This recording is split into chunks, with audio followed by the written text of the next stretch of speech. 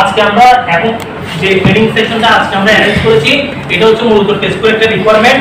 টেস্টকুর রিকোয়ারমেন্টের উপরে টেস্টকুর টিওটি টেস্টকুর টিএমএস এর একটা ট্রেনিং। এই ট্রেনিং সেশনটা একটু লং একটা training session. Tesco manufacturing standard আছে, এটা হচ্ছে টেস্কো ম্যানুফ্যাকচারিং স্ট্যান্ডার্ড। টেস্কো কারণ আমরা এখানে অনেক ধরনের বায়ারের কাজ করি, কাটার্স গারার বিভিন্ন ধরনের বায়ারের আমরা কাজ করতেছি, কিন্তু টেস্কোর কি রিকোয়ারমেন্ট, টেস্কোর মিনিমাম কি রিকোয়ারমেন্ট আমাদের থেকে মেইনটেইন করতে হবে প্রোডাকশন ইউনিটে। নট অনলি খালি প্রোডাকশন ইউনিট, আমার সোর্সিং থেকে শুরু করে প্রত্যেকটা বিষয় আমি কিভাবে মেইনটেইন করব টেস্কোর ক্ষেত্রে মূলত এটা হচ্ছে ওই বিষয়ের উপরে ট্রেনিং। এবং এই ট্রেনিংটা হচ্ছে মূলত টেস্কোর একটা গাইডলাইন রয়েছে, যে গাইডলাইনের ভার্সনটা হচ্ছে যে 7.1 ভার্সন। তো টেস্কোর যে গাইডলাইন, ওদের গাইডলাইনে কি কথাগুলো বলে প্রত্যেকটা ইউনিটে, এখানে কারণ আপনার মেকানিকও আছে, ইলেকট্রিশিয়ানও আছে, স্টোর থেকে শুরু করে অ্যাডজাস্ট পর্যন্ত অল ডিপার্টমেন্টের লোক আছে। প্রত্যেকটা জায়গায় আমাদের থেকে স্ট্যান্ডার্ডটা মিট করতে হবে। এখন স্ট্যান্ডার্ডটা মিট করার জন্য আমাদের থেকে কিভাবে কাজগুলো করা দরকার, নট অনলি ফর অডিট, আপনি যে প্রোডাক্টিভিটি দিবেন, কাটিং সেকশন কিভাবে প্রোডাক্টিভিটিটা মেইনটেইন করবেন, কিভাবে টেস্ট আপনি হ্যান্ডেলিং করবেন, প্রত্যেকটা জায়গায় আপনি যে প্ল্যানিং করবেন কিভাবে প্ল্যানিং করবেন, প্ল্যানিং করার রুলসটা কি, প্রত্যেকটা বিষয় নিয়ে মূলত ওদের গাইডলাইনে কথা বলছে। তো এখানে কথা হচ্ছে যে একটা সাপ্লায়ার আমরা অনেকগুলো সাপ্লায়ার, টেস্কো হচ্ছে একটা ব্র্যান্ডের নাম। এখন টেস্কো হচ্ছে বায়ারের নাম, টেস্কো আমাদেরকে কি দিবে, অর্ডার বুকিং করবে। এখন এরকম টেস্কোর মতো অনেক ধরনের কি আছে, আমাদের কাছে অনেক ব্র্যান্ড আছে। তো ওরা যে আমাদের তো অর্ডার দিবে, আমরা কি পারফেক্ট কিনা সেটা ইভ্যালুয়েশন করবে কিভাবে, অডিটের মাধ্যমে। যার কারণে কোনো একটা সাপ্লায়ারকে যদি ওরা যদি কাজ দেয়, শুরুতে আগে ওদের প্রথম কাজ হচ্ছে আগে অডিট করা। যখন মার্চেন্টের সাথে বিভিন্ন ধরনের কমিউনিকেশন হয়, অর্ডার রিলেটেড বিভিন্ন ধরনের প্রাইস নিয়ে কথা হবে, অনেক বিষয় নিয়ে কথা হবে, কিন্তু প্রাইমারি কথা হচ্ছে আমি কাজটাকে আসলে ওকে দিব কিনা। এটা হচ্ছে একটা মোস্ট বড় একটা সিলেকশন। প্রাইস হতে অ্যাকসেন্ট কম হবে বা বেশি হবে, এটা হবে যে নেগোসিয়েশন। কিন্তু আপনার অডিটের ক্ষেত্রে কিন্তু কোনো নেগোসিয়েশন নেই। অডিটটা কি পাস নাকি ফেল, ও কি ক্যাপাবল কি ক্যাপাবল না, ও ক্যাপাবল হলে তারপরে আস্তে আস্তে যে আবার প্রাইস নিয়ে নেগোসিয়েশন, অর্ডার নিয়ে নেগোসিয়েশন, এরপর আস্তে সব কিছু। যার কারণে আমার থেকে আগে অ্যাপ্রুভাল হতে হবে সাপ্লাইটা। সেজন্য যে কোনো সাপ্লায়ার বা যে কোনো ধরনের যখন সাপ্লাই সিলেকশন করবে, তারা প্রথম কাজটা হচ্ছে তাদের আগে অ্যাপ্রুভাল অডিট করা। তো যেহেতু আমরা অলরেডি অ্যাপ্রুভ করা, আমাদের ফ্যাক্টরি অলরেডি কি করা, আমরা অ্যাপ্রুভ করা যায় না, আমাদের থেকে অ্যাপ্রুভাল নিয়ে চিন্তা করার কিছু নেই। এখন আমরা যে কাজটা করতেছি সেটা হচ্ছে অনগোয়িং মেইনটেনেন্স অডিট। তাহলে আমরা যেটা আমাদের দরকার নেই সেটা নিয়ে আমরা কথা বলবো না। এখন কোনো একটা সাপ্লায়ারকে ওনারা কি করার পরে, অ্যাপ্রুভ করার পরে প্রতি বছর ওনারা কি করবে, মেইনটেনেন্স একটা অডিট করবে প্রতি বছর। তাহলে প্রতি বছর যখন আমরা অডিট যখন আমাদের এখানে করবে, কে করবে, থার্ড পার্টির নাম কি, কিমা করবে। এবং কিমা যখন অডিট করবে, কিমা হচ্ছে টেস্কো দ্বারা নমিনেটেড। টেস্কো কিমা যখন অডিট করবে 5 ধরনের রেজাল্ট, 4 ধরনের রেজাল্ট করে, একটা হচ্ছে 5 ভেরি গুড, 4 হচ্ছে স্যাটিসফ্যাক্টরি, 3 হচ্ছে ইমপ্রুভমেন্ট নিডেড, 2 হচ্ছে গুড। কিমা যেখানে কিমা অডিট করতেছে প্রত্যেকটা জায়গায় আমার কি বেশি হচ্ছে, এই যে রেজাল্টটা বেশি খারাপ হচ্ছে। এখন রেজাল্টটা ভালো করার জন্য আমাদের থেকে কি ফলো করতে হবে, টেস্কো ম্যানুফ্যাকচারিং গাইডলাইন, এই গাইডলাইনটা প্রত্যেকটা জায়গায় আমাদের থেকে মেইনটেইন করতে হবে। হচ্ছে কি কিভাবে আমরা বেনিফিটটা পাবো, এটার জন্য মূলত এই গাইডলাইনটা নিয়ে আপনাদেরকে ট্রেনিং করানো। এখন নেক্সট যে অডিটটা হবে বা যখন ওনারা আমাদেরকে ইভ্যালুয়েশন করবে, যদি এই রেজাল্টটা যদি আসে, তখন আমাদের এই ট্রেনিং এর সফলতা। আর যদি তখনও যদি দেখা যায় যে কি আমরা যদি এখানে যদি করে থাকি, তাহলে এই যে ট্রেনিং করাচ্ছি, আপনারা এসে যে বসে আছেন 1 ঘন্টা, আমি যে 1 ঘন্টা চিল্লালাম, ঠিক আছে, এখানে কোম্পানির ইনভেস্টমেন্ট আছে না, ইলেকট্রিসিটি ইনভেস্টমেন্ট, সবার 1 ঘন্টা ধরে কাজ বাদ দিয়ে বলতেছে ট্রেনিং করার জন্য, সব কিছু ফ্রি। আমি কি বুঝাতে পারছি? তাহলে আমাদের রেজাল্টটা হচ্ছে কোনটা, ট্রেনিংটা ইফেক্টিভনেস কিনা, ট্রেনিং এর একটা ইভ্যালুয়েশন আছে, এইচআর এর একটা ভাষা আছে, এইচআর এর ভাষায় ট্রেনিং করানোর আগে ট্রেনিং এর গ্যাপ অ্যানালাইসিস করতে হবে। ট্রেনিং এর গ্যাপ অ্যানালাইসিস করার পর তারপর ট্রেনিং করাতে হবে। ট্রেনিং করার পর এবার ফাইন্ড আউট করতে হবে ইমপ্রুভমেন্ট হয়েছে কিনা। এটা যারা এইচআর নিয়ে বিবিএ কেউ যদি পড়ে যদি আসেন, আপনারা সবাই এগুলো পড়ে আসছেন, তাহলে ওইখানে কি বলতে এইচআর কথা বলতে, তাহলে আমাদের ইমপ্রুভমেন্টটা কি, ওটার রেজাল্টটা হবে যে থার্ড পার্টি যখন আমাদের এখানে অডিট করবে, এই স্কোরটা যদি আসে, তখন আমি বুঝবো যে কি আমার ট্রেনিংটা সাকসেস। আজকের দিনে যারা এখানে আসছেন, তাহলে এটা আসার সার্থকতা হবে। যেন ঠিক আছে, ভেরি গুড হওয়ার পিছনে কারণ হচ্ছে যে কি কোনো ক্রিটিক্যাল থাকবে না, কোনো মেজর থাকবে না, মাইনর থাকতে পারবে এনসি, তাও আবার 0 থেকে 5, 5টার ভিতরে সীমাবদ্ধ থাকবে। স্যাটিসফ্যাক্টরি হবে, স্যাটিসফ্যাক্টরি ক্ষেত্রে ইয়া হবে না, আপনার ক্রিটিক্যাল হবে না, মেজর হবে না, শুধুমাত্র 6টা থেকে 12টার ভিতরে মাইনর কি থাকবে, সীমাবদ্ধ থাকবে। তারপরে ইমপ্রুভমেন্ট নিডেড, মানে ফ্যাক্টরি থেকে আরো ইমপ্রুভমেন্ট করতে হবে। এটাই তো ইভ্যালুয়েশন করতেছে। আরো ইমপ্রুভমেন্ট করতে হবে কখন, তাও জিরো ক্রিটিক্যাল, কোনো ক্রিটিক্যাল থাকতে পারবে না। এসকো চলে আসছে কিন্তু 3 তাও ক্রিটিক্যাল জিরো। তারপর আপনার একটা মেজর গেলে অ্যালাউ করবে, মেজর থাকতে পারবে মাত্র একটা, এন্ড মাইনর থাকতে পারবে 13 থেকে 25টা। পুর মনে করেন ফেক্ট একদম পুর রেটিং আছে, তাও আপনার জিরো ক্রিটিক্যাল, 2 থেকে 3টা হচ্ছে মেজর, 26 থেকে 34টা হচ্ছে মাইনর এন্ড সি। তাহলে এগুলো হচ্ছে রেটিং। তো আমাদের উদ্দেশ্য থাকবে best in class very good এর মধ্যে কিভাবে থাকা যায় মাইনর এন্ড সি 0 থেকে 5 এর ভিতরে। এখন এই জিনিসটা থাকার জন্য আমাদের থেকে যে কাজটা করতে হবে সেটা হচ্ছে আমাদের থেকে মূলত টেক্সটবুক যে ম্যানুফ্যাকচারিং স্ট্যান্ডার্ড এই 7.1 যে ভার্সনটা, এটা ভালো করে আমাদের থেকে বুঝতে হবে। কেন সবাই মিলে আলোচনা করবো যে কি এই গাইডলাইনটা কি, কারণ গাইডলাইনটার উপরে আমি আর পিএইচডি করে আসলে সবাই মিলে আমরা বুঝবো আসলে গাইডলাইনটা কি হবে। ঠিক আছে, তোমরা সবাই কিন্তু আচ্ছা এবার আমরা একটু সামনে আগে তাহলে এখানে আমরা ট্রেনিংটা কেন করবো, ট্রেনিংটা করবো হচ্ছে drive factory standard across the Tesco group. ঠিক আছে, তারপর all site to receive at Tesco audit as a minimum every 1 year. তাহলে প্রত্যেকটা জায়গায় আমরা রিসিভ করবো কি 1 বছর পরে অডিটটা হবে। তাহলে এই ট্রেনিংটা করানোর উদ্দেশ্য হচ্ছে যে কি আমরা এমন ভাবে গাইডলাইনটা মেইনটেইন করব যাতে আমরা প্রতি বছরে মিনিমাম একবার অডিটে আমাদের থেকে যেতে হবে। তো we can monitor our supplier performance and take product from ওরসেল। এটা আসলে টেস্টকুর কথা। টেস্টকুর কথা হচ্ছে যে কি ওরা সাপ্লায়ারদের পারফরম্যান্সটাকে ইভ্যালুয়েশন করা। আচ্ছা আমরা একটু আমাদের পয়েন্টে আসি, আমাদের থেকে কি কি কাজগুলো করতে হবে একটু খেয়াল করেন। যে কোনো ধরনের এনসি যখন রেজ করবে সেটা মাইনর হোক, মেজর হোক, ক্রিটিক্যাল হোক, তো এনসি গুলো কি ধরনের হতে পারে। একগুলো হচ্ছে যে আপনার ক্রিটিক্যাল, এখানে এগুলো হচ্ছে যে মেজর, এখানে কালারটা বোঝাচ্ছে ভালো হবে। তারপরে এই তিনটা হচ্ছে যে কি আপনার মাইনর, যেটা আপনার ভেরি সিরিয়াস। যে কোনো ধরনের একটা প্রবলেম, কোনো একটা প্রবলেম হলো, যে প্রবলেমটা খুব যদি বেশি যদি সিরিয়াস হয়ে থাকে, একটা প্রবলেম হলো যে যদি হয়ে যদি যায় এবং এটা যদি ভেরি সিরিয়াস হয় তাহলে সেটা হচ্ছে ক্রিটিক্যাল। আর এটা যদি এটা ভবিষ্যতে হবে কিন্তু এখন পর্যন্ত ঘটনা ঘটে নাই, একটা অ্যাক্সিডেন্ট, এখানে এমন ভাবে বিদ্যুতের শক আছে, এটা আগুন লাগার সম্ভাবনা আছে বা বিদ্যুতের শক লাগার সম্ভাবনা আছে, তাহলে এটা ভবিষ্যতে হতে পারবে, ফিউচারে হবে, তাও সেটা আমাদের জন্য কি ক্রিটিক্যাল হিসেবে কাউন্ট হবে। আর কোনো কারণে ইট কুড হ্যাপেন, কোনো কারণে অ্যাক্সিডেন্টটা হয় নাই, অ্যাক্সিডেন্ট না হয়ে চলে আসছে, আপনি মৃত্যুর পদযাত্রা থেকে ফেরত হয়ে চলে আসছেন, গাড়িটা আপনার পাশ দিয়ে চলে গেছে, আপনাকে অ্যাক্সিডেন্ট করে নাই, তাহলে সেটা হচ্ছে যে শুধুমাত্র তখন ন্যাচারাল। কিন্তু ভেরি সিরিয়াস, আপনি এমন ভাবে রাস্তায় দাঁড়াচ্ছেন গাড়িটা আপনাকে পাশ কেটে গেছে, আপনি চাইলে মারা যেতে পারতেন বা আপনি অ্যাক্সিডেন্ট করতে পারতেন, এই যে আপনি অ্যাক্সিডেন্ট করেন নাই করার সম্ভাবনা ছিল, ওই জন্য এটাকে বলতেছি যে কি মেজর, মানে হয় নাই দিলে। আর যদি এটা যদি হবে বা আপনি এমন বার জায়গায় দাঁড়াচ্ছেন গাড়িটা এসে আপনাকে মেরে দিবে, হয়ে যাবে, এটা ভবিষ্যৎ প্রবলেম আছে, তখন সেটাকে আপনার থেকে বলতে হবে যে কি ক্রিটিক্যাল। আর এটা ইট হ্যাজ হ্যাপেন্ড, এটা হয়ে গেছে, যদি অ্যাক্সিডেন্ট হয় তাহলে অবশ্যই কি ক্রিটিক্যাল। তাহলে এখানে কিন্তু মেজর মাইনর ক্রিটিক্যালের অনেক সংজ্ঞা আছে, আমি আগের ট্রেনিংগুলো তো বিভিন্ন ধরনের সংজ্ঞা ভাবে বুঝাইছি কি মেজর মাইনর ক্রিটিক্যাল ডিফেক্টের সংজ্ঞা। এখানে হচ্ছে যে কি আপনার একটা প্রসেসের রিস্ক নিয়ে যে কোনো ধরনের প্রসেস স্টোর থেকে শুরু করে ফিনিশিং পর্যন্ত মার্চেন্ডাইজিং বলেন, প্রত্যেকটা জায়গায় যত ধরনের রিস্ক আছে প্রত্যেকটা প্রসেসে গিয়ে রিস্কগুলো কি রকম কোন লেভেলের যে রিস্ক যে কোনো ধরনের প্রবলেম নিয়ে, তাহলে এখন ভেরি সিরিয়াস হলে তখন আসলে তখন আরেকটা হচ্ছে সিরিয়াস, আরেকটা হচ্ছে লেস সিরিয়াস। মনে করুন কোনো ধরনের প্রবলেম নেই, লেস সিরিয়াস, আপনার ঝুঁকিটা হচ্ছে খুবই লো ঝুঁকি। আপনার যেমন কিউএমএস এর ট্রেনিং এর মধ্যে আমরা কিন্তু পড়ছিলাম রিস্ক বেস থিংকিং, আপনার থেকে রিস্কের উপরে বেস করে থিংকিং করতে হবে। তাহলে যে কোনো ধরনের প্রবলেম তিন ধরনের হতে পারে, হয় একটা লেস সিরিয়াস অথবা সিরিয়াস অথবা। প্রথম আইডেন্টিফিকেশন হচ্ছে এটা ঝুঁকিটা কিরকম, ঝুঁকিটা আইডেন্টিফাই করার পরে এবার আমাদের থিংক করতে হবে যে কি এটা কি কুড হ্যাপেন, এটা হতে পারে, তাহলে আপনার সিরিয়াসলি করতে হবে এটা কি মেজর হবে না মাইনর হবে। আর এটা যদি ভবিষ্যতে হবে আপনি শিওর যে কি এটা হবে, তাহলে এটা আপনার জন্য তখন ভেরি সিরিয়াস হলে ক্রিটিক্যাল, সিরিয়াস হলো মেজর, আর লেস সিরিয়াস হলে তখন মাইনর। আর যদি আপনি যদি চিন্তা করেন যে না ইট হ্যাজ হ্যাপেন, এটা অলরেডি হয়ে গেছে, তাহলে এটা যদি লেসও যদি হয় তারপরে এটা তখন মেজর চলে আসবে। আচ্ছা আমরা মূলত এখানে আলোচনা করব হচ্ছে টেস্টকুর যে গাইডলাইন, ওই গাইডলাইন নিয়ে আমরা এখন এই গাইডলাইনটা নিয়ে যখন আমরা আলোচনা করব, গাইডলাইনের মধ্যে মূলত এখানে তিনটা সংখ্যা থাকবে, একটা হচ্ছে পি, একটা হচ্ছে আর, একটা হচ্ছে ও।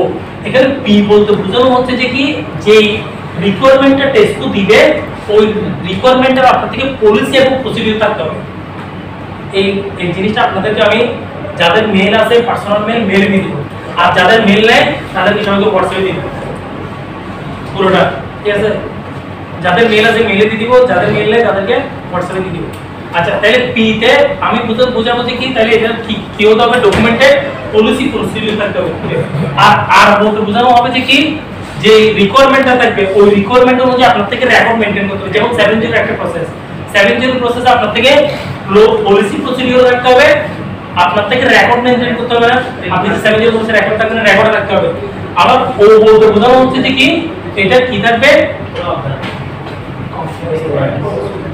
এটা ভেরিফাই করতে হবে। তাহলে 70টা ভেরিফাই যোগ্য। কিছু কিছু ক্লজ বা কিছু কিছু রিকোয়ারমেন্ট, টেস্কো যতগুলো রিকোয়ারমেন্ট নিয়ে কথা বলবো, পুরো 27টা ক্লজ, এগুলো একটু মনে রাখবেন। টেস্কো টোটাল ক্লজ হচ্ছে কয়টা, 27টা ক্লজ। 27টা ক্লজের ভিতরে আবার অনেকগুলো সাব ক্লজ আছে, সবকিছু মিলে মনে হয় 146 টোটাল।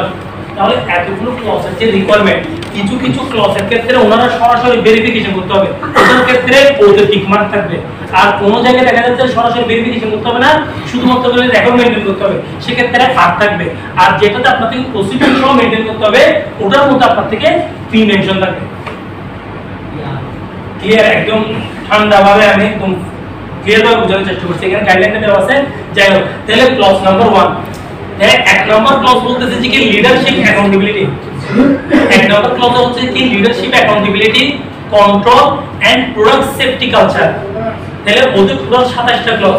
শুধু টেস্কো ট্রেনিং, এটা নট অনলি কিউএমএস এর ট্রেনিং, এটা টেস্কো ট্রেনিং, ঠিক আছে? টেস্কো কি বলতেছে, ম্যানুফ্যাকচারিং জগতে টেস্কো যদি ম্যানুফ্যাকচারিং করতেছে কি করা দরকার আমাদের থেকে, ওদের 27টা ক্লজ আছে। তার মধ্যে প্রথম ক্লজটা হচ্ছে কি লিডারশিপ অ্যাকাউন্টেবিলিটি, তাহলে control and product safety culture. তাহলে এখানে কি বলতেছে দেখেন, the factory senior management, factory যারা টপ ম্যানেজমেন্ট যারা আছে, সিনিয়র ম্যানেজমেন্ট আছে, ওদের থেকে must be able to demonstrate that they have a product safety culture। তাহলে ওদের থেকে এনশিওর করতে হবে যে কি আমাদের থেকে প্রোডাক্ট সেফটির একটা কি আছে, কালচার আছে। এটা ফ্যাক্টরি টপ ম্যানেজমেন্ট থেকে কি করতে হবে, ডেমনস্ট্রেট করতে হবে, অ্যাড্রেস করে দিতে হবে যে কি প্রত্যেকটা জায়গায় আমার প্রোডাক্ট যেটা বানাচ্ছি সেটা অবশ্যই সেফ। কিউএমএস এর ট্রেনিং এর মধ্যে আমরা বলছি প্রোডাক্ট সেফটি বলতে কি বুঝতেছি, ক্রিটিক্যাল কি, মেজর কি, মাইনর কি, মনে আছে? তাহলে যে প্রোডাক্টের যে সেফটি যে জিনিসটা আমরা বোঝাচ্ছি, এটা ওই সেফটিটা আমরা টপ ম্যানেজমেন্ট কি করবে, এখানে এনশিওর করবে। আচ্ছা, এরপর হচ্ছে যে উইদিন দেয়ার বিজনেস, তাহলে আমাদের বিজনেসের ভিতরে, আমাদের প্রতিষ্ঠানের ভিতরে এটা আমরা এনশিওর করব, as well as being full committed and accountable to the implementation of TESCO standard and to process which facilitate continual improvement। তাহলে TESCO যেখানে আমরা করব, এখানে আমরা এটা প্রোডাক্ট সেফটিটা এনশিওর করব এবং improve of the product safety and quality management. Quality management তো প্রত্যেকটা জায়গায় আছে। আমি কিউএমএস এর ট্রেনিং এ বলছি, কিউএমএস এমন একটা বিষয়, কোয়ালিটি ম্যানেজমেন্ট সিস্টেম। প্রত্যেকটা জায়গায় আপনি কোয়ালিটি ম্যানেজমেন্টকে আলাদা করতে পারবেন না। আপনি এইচআর ম্যানেজমেন্ট নিয়ে লেখাপড়া করেন, ওইখানেও কিউএমএস বসে আছে। আপনি অ্যাকাউন্টিং ম্যানেজমেন্ট নিয়ে পড়েন, ওইখানেও কিউএমএস বসে আছে। আপনি ফিনান্সিয়াল ম্যানেজমেন্ট নিয়ে পড়াশোনা করেন, ওইখানেও কিউএমএস বসে থাকে। তাহলে কিউএমএস হচ্ছে এমন একটা ম্যানেজমেন্ট, কোয়ালিটি ম্যানেজমেন্ট সিস্টেম, মানে কোয়ালিটি ম্যানেজমেন্ট, যে ম্যানেজমেন্টটা প্রত্যেকটা জায়গায় আপনাদেরকে সেট করতে হবে।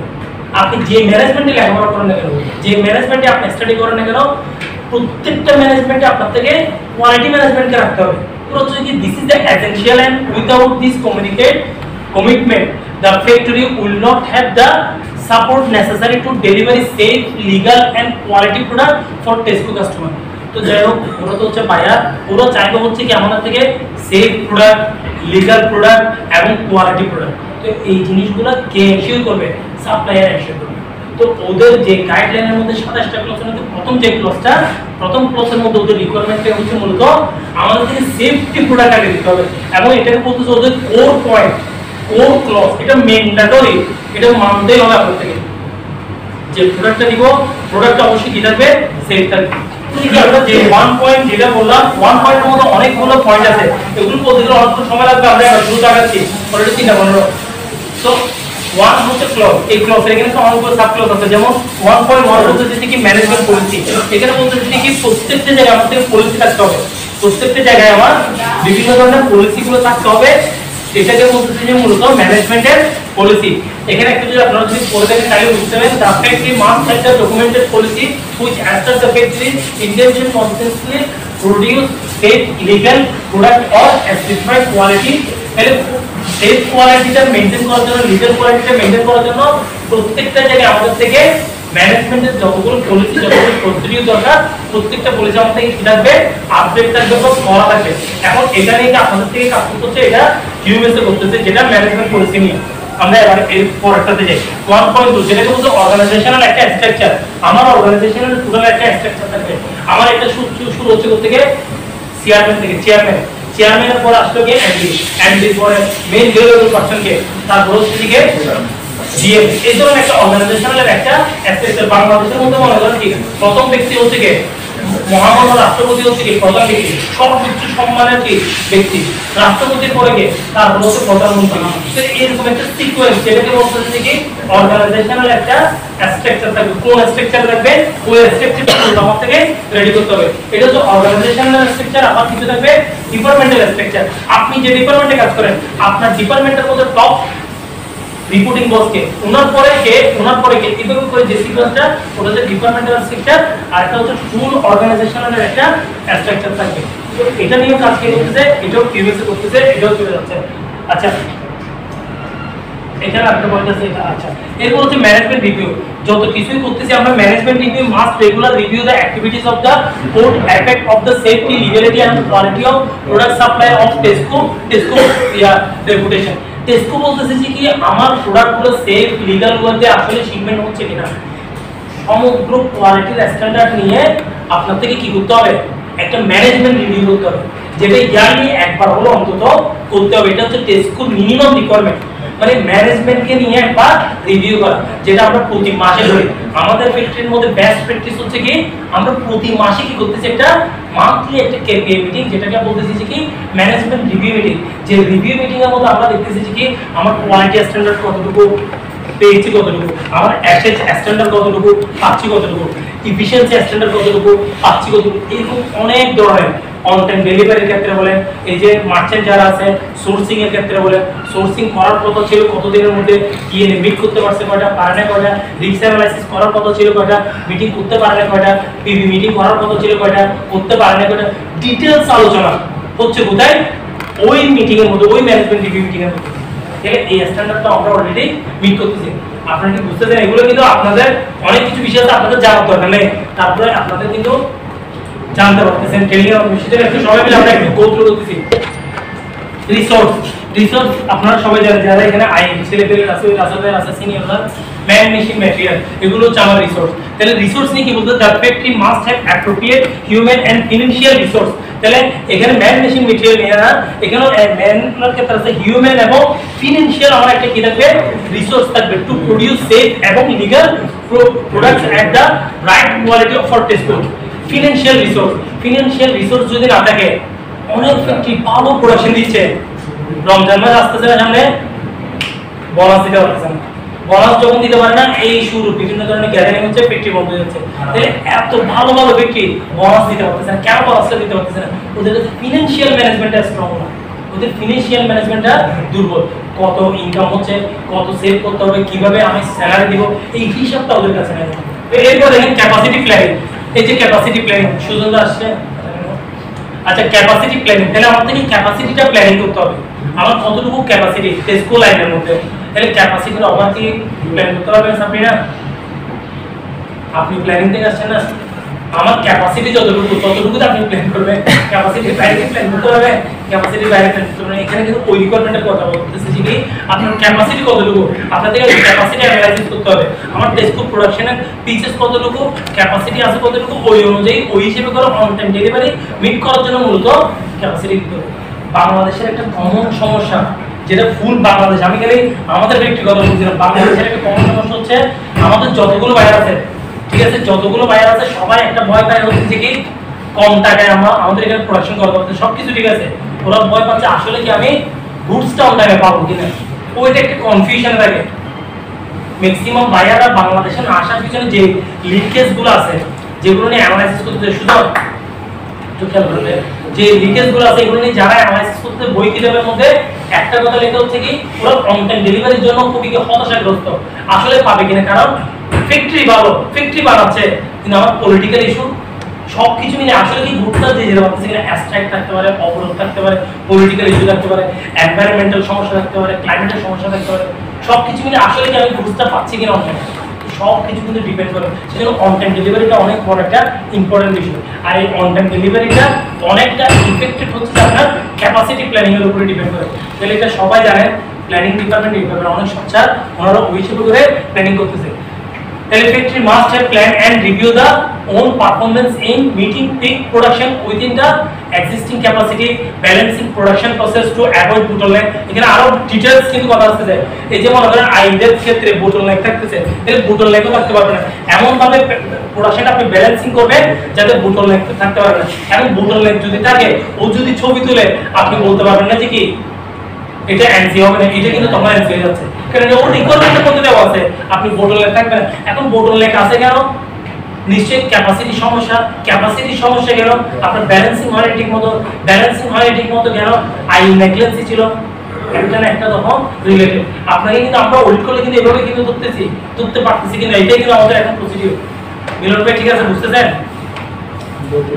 তো যাই এখানে অনেক রিকোয়ারমেন্ট। এরপর আবার আসি আমরা কি পারফরম্যান্স ইন্ডিকেটর আমরা কিন্তু স্কিপ করতেছি, তারপরেও কিন্তু সময় লাগবে অনেক, ঠিক আছে? আর আপনারা যদি বলেন যে না ভাইয়া এটা একটু আলোচনা করি, আমরা সবাই মিলে আমরা আলোচনা করতে পারি, ঠিক আছে? তারপর আপনাদের থেকে কোনটা যদি মনে হয় যে না স্কিপ না করে এটা নিয়ে একটু আলোচনা করি, তাহলে আলোচনা করুন, কোনো সমস্যা নেই। আচ্ছা, কি পারফরম্যান্স ইন্ডিকেটর যেটা কেপিআই, তাহলে একটু আগে বলছি প্রত্যেকটা জায়গায় কিন্তু আমাদের কেপিআই সেট করা আছে, মার্চেন্ট থেকে শুরু করে ফিনিশিং স্টোর প্রত্যেকটা জায়গায় আমাদের কেপিআই সেট করা আছে। তাহলে ম্যানেজমেন্ট টিম মাস্ট মেজার কি performance indicator and establish action to improve performance following regular analysis in key areas such as although this is not an exhaustive list, যেমন on time shipment performance আমি আসলে তো online করতে পারতেছি কিনা, যেমন on time শিপমেন্টের ক্ষেত্রে আমাদের কেপিআই হচ্ছে কি শুধু একটু খেয়াল করেন এখানে আপনারা এখানে মোবাইল দেখতেছেন নাকি একটু খেয়াল করেন না সবাই। আচ্ছা, অন টাইম শিপমেন্ট পারফরম্যান্স, শিপমেন্টটাকে আমি অন টাইমে দিতে পারতেছি কিনা এটা আমার কেপিআই আছে, ওই কেপিআই এর মধ্যে আমাদের এটা মেজার করতে হবে। কাস্টমার কোয়ালিটি পারফরম্যান্স, কাস্টমারদের কোয়ালিটি পারফরম্যান্স কিরকম এটা আমার থেকে কেপিআই এর মধ্যে রাখতে হবে। কাস্টমার কমপ্লেইন কিরকম পাচ্ছি, আমি কতগুলো কমপ্লেইন পাচ্ছি বছরে, গ্রাম থেকে কয়টা পাচ্ছি, টেস্কো থেকে কয়টা পাচ্ছি, কাটাস থেকে কয়টা পাচ্ছি, প্রত্যেকটা কাস্টমার থেকে কিরকম পাচ্ছি, এগুলো নিয়ে কিন্তু আমাদের কেপিআই অলরেডি সেট করা আছে। রিজেকশন রেট কত, রিওয়ার্ড পার্সেন্টেজ কত, রিজেক্ট অফলাইন পার্সেন্টেজ, এগুলো হচ্ছে ওদের জন্য ম্যান্ডেটরি, কিন্তু আমরা এটার বাইরে আরো অনেক কিন্তু আমরা কেপিআই সেট করছি। এগুলো কিউএমএস কোয়ালিটি যারা আপনারা আছেন সবাই জানেন, ডিপার্টমেন্ট হেডরা প্রত্যেকবার ম্যানেজমেন্ট রিভিউ মিটিং এর আগে ওনারা দেখতেছেন, আরো অনেক কেপিআই আমাদের অলরেডি সেট করা আছে, ঠিক আছে কিনা সত্যি? এরপর এবার আসি 1.7 কি বলতেছি কমিউনিকেশন। কমিউনিকেশনের মধ্যে কি যোগাযোগ ব্যবস্থা, এখানে কিন্তু একদম ক্লিয়ার ব্যাপারটা। আমরা কিউএমএস ট্রেনিং যখন আপনাদেরকে করাইছিলাম ওইখানে বলছিলাম যে কি কিউএমএস এবং টিকিউএম এর মেইন রিকোয়ারমেন্ট হচ্ছে কি কমিউনিকেট করা, কমিউনিকেশনটা ওপেন হতে হবে। যেটা ট্রেডিশনাল অ্যাপ্রোচে ছিল কি কমিউনিকেশনটা অনেক স্লো, কিন্তু কিউএমএস এবং টিকিউএম বলতেছি ওপেন কমিউনিকেশন, সবাই সবার সাথে কথা বলতে পারবে, এখানে কোনো কি রাখবে, কোনো পর্দা থাকবে না, কোনো কি থাকবে না, কোনো পর্দা থাকবে মানে কোনো ধরনের গ্যাপ থাকবে না, যে সবাই সবার সাথে কমিউনিকেট করতে পারবে। যেমন আমরা যদি অন্যান্য ফ্যাক্টরির সাথে যদি কম্পেয়ার করি, অন্যান্য ফ্যাক্টরিতে একটা প্রোডাকশন ডিপার্টমেন্ট যারা আছে তারা চাইলে একটা মার্চেন্ট ম্যানেজারের সাথে কথা বলবে, অনেক ডিফিকাল্টিস হয়ে যায়। মার্চেন্ট বসে আরেক ফ্যাক্টরিতে, প্রোডাকশন টিম বসে আরেক ফ্যাক্টরিতে, আবার একই ফ্যাক্টরিতে বসলেও মার্চেন্টের সাথে কথা বলা যায় না, ওরা অনেক ডিআইপি থাকে, অ্যাকাউন্টসের সাথে কথা বলা যায় না, কমার্শিয়ালের সাথে কথা বলা যায়, বিভিন্ন ধরনের প্রবলেমগুলো থাকে। তাহলে এই যে কমিউনিকেশনগুলো বাধা, কমিউনিকেট করতে পারতেছেন আপনি, কমার্শিয়াল একটা ডিফিকাল্টি ফেস করতেছেন কিন্তু আপনি বলতে পারতেছেন না, আপনি অ্যাকাউন্টসের একটা ডিফিকাল্টি ফেস করতেছেন কিন্তু অ্যাকাউন্টস টিমকে বলতে পারতেছেন না, এটাই আপনার কমিউনিকেশনের ক্ষেত্রে বাধা ছিল। যেটা হচ্ছে যে কি আপনার কমিউনিকেশনটা একদম ওপেন হতে হবে, ঠিক আছে? যেটা কিউএমএস এর ট্রেনিং এর মধ্যে আমরা আপনাদেরকে এক্সপ্লেইন করছিলাম, ঠিক সেম থিংস এখন কমিউনিকেশনের ক্ষেত্রে এখানে কি বলছে, factory has effective two-way communication policy between management এবং স্টাফ, ম্যানেজমেন্ট এবং স্টাফের ভিতরে কমিউনিকেশনের পলিসি থাকতে হবে, যেটা অলরেডি আমাদের এখানে আছে। একটা ওয়ার্কার চাইলে ম্যানেজমেন্টের সাথে কিভাবে কমিউনিকেট করবে এই ব্যাপারে পলিসি করে দেওয়া আছে, ঠিক আছে তো না? আগাচ্ছি, নোটিফাইং টেস্কো অফ ইনসিডেন্ট। কথা হচ্ছে যে কোনো ধরনের ইনসিডেন্ট ঘটনা করতে পারে, অ্যাক্সিডেন্ট করতে পারে, যে কোনো ধরনের অ্যাক্সিডেন্টের ব্যাপারে। এখন আপনি এত সতর্কতা অবলম্বন করার পরও কোনো কারণে বিভিন্ন ধরনের প্রবলেম হতে পারে না, হতে পারে কিনা মামুন বিভিন্ন ধরনের প্রবলেম হয়, কিন্তু টেস্কো বলতেছে কি আপনি হাইড করতে পারবেন না। গভর্নমেন্ট হচ্ছে যে কি নোটিফাইং টেস্কোকে নোটিফাই করতে হবে কোন ধরনের যদি সাপোজ ধরে নিচ্ছি আমি একটা গুড শিপমেন্ট করে দিলাম, শিপমেন্ট করে দেওয়ার পর আমি ভুল বশত একটা লেভেল অ্যাটাচ করছি, এটা ভুল ছিল, এটা আমি প্রথমে ফাইন্ড আউট করতে পারি। শিপমেন্ট করার পর আমি বুঝতে পারছি যে কি এটা ভুল লাগাইছে, তারপর আমার উচিত কি অবশ্যই টেস্কোকে জানাতে হবে। তখন টেস্কোকে জানাবে, এটাই হচ্ছে তখন আপনার অনেস্টি, এটাই আপনার থেকে তখন জানতে হবে। এটাই বলতে যে কোনো ধরনের অ্যাক্সিডেন্ট করলে আপনাদের কাকে জানাতে হবে, টেস্কোকে নোটিফাই করতে হবে। এটা for example Tesco must be inform following notification of potential actual enforcement action including product safety, health and safety নিয়ে বলেন, প্রোডাক্ট সেফটি নিয়ে বলেন, এন্ড এনवायरमेंटल ইস্যু, যে কোনো ধরনের ইস্যু হলে আপনার থেকে ওদেরকে কি জানাতে হবে। এই যে মনে করেন আপনাদের পলিটিক্যাল যে কোনো ধরনের ইস্যু হলো আপনার থেকে কাস্টমারকে অবশ্যই ইনফর্ম করতে হবে। আমার অন টাইম ডেলিভারি হবে না, আপনার বিভিন্ন ধরনের প্রবলেম হচ্ছে পলিটিক্যাল ইস্যু হোক, সেটা এনवायरमेंटल ইস্যু হোক, তারপর judgement activity involving NGO, union, trade association, policy, immigration. এরপর হচ্ছে যে কি দেখেন representation during audit for Tesco. Representation, আচ্ছা রিপ্রেজেন্টেশন এখানে কি বোঝাচ্ছে আমরা একটু করে দেখি। The most senior operation manager available at the time of the audit must participate in the opening and closing meeting. আচ্ছা representation during audit for Tesco, যখন টেস্কোর জন্য অডিট যখন করতে আসবে তখন কিভাবে রিপ্রেজেন্টেশন করতেছে আমরা, ওপেনিং এবং ক্লোজিং যে মিটিংটা হচ্ছে ওইখানে যারা কনসার্ন ডিপার্টমেন্ট হেড থাকবে তারা ওইখানে কি থাকবে, উপস্থিত থাকবে। এটা অলরেডি হচ্ছে আমাদের প্র্যাকটিস আছে। আচ্ছা এরপর হচ্ছে যে ক্লজ 1 শেষ, এই টোটাল কয়টা ক্লজ? 27টা।